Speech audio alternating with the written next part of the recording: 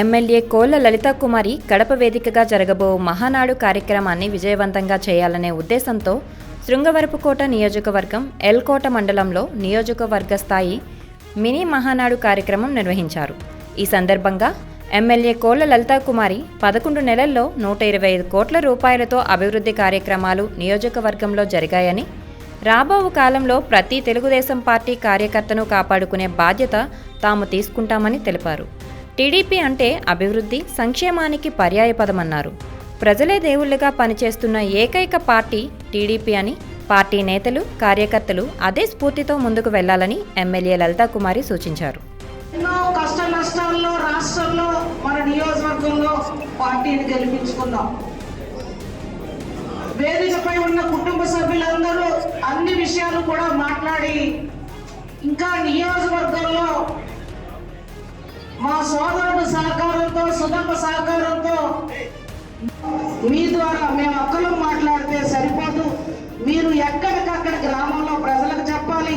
YSR party మాటలకి తిప్పికొట్టే విధంగా మీ అందరూ కూడా మాట్లాడాలని మీ అందరికీ నేను శిరస్సు వంచి నేను వైఎస్ఆర్ పార్టీలో ఉండి ఆ పార్టీలో గౌరవం లేదు అని చెప్పి మనసు చెల్లించి తెలుగుదేశంలో ఉంటే మాకు గౌరవం అని చెప్పి పార్టీ కోసం ఆమె కూడా పెద్ద మనసుతో పార్టీలో జాయిన్ అయ్యి నాకు తోడు, మనందరికీ తోడు ఉన్న సుధమ్మకు మరొకసారి మన అందరి తరఫున జడ్పీటీసీలు గెలుచుకోవాలి, సర్పంచులు ఎంపీటీసీలు గెలుచుకోవాలి.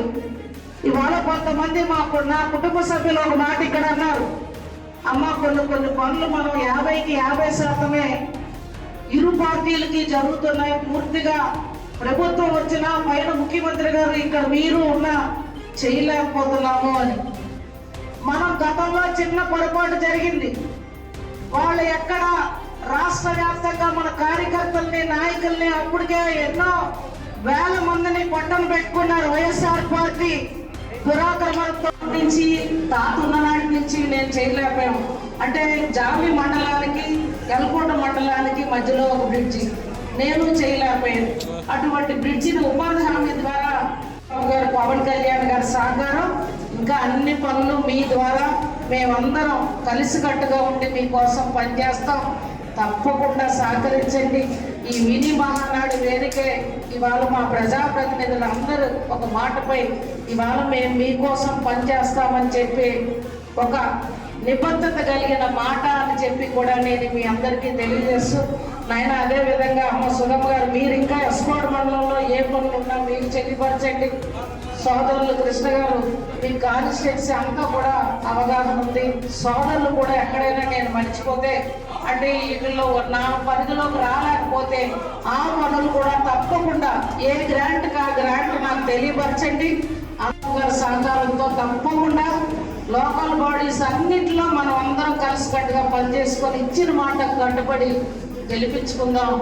ఆనాడు ఇంకా మళ్ళా మనం తెలుగుదేశం పార్టీ మరింత ఎస్కోట్లో ఘన విజయానికి మీ అందరూ సహకరించిన వాళ్ళు అవుతారని చెప్పి మరి ముందు ఉన్న కుటుంబ సభ్యులే మాకంటే మీరే ఓట్లు వేయించే మా భుజాలు.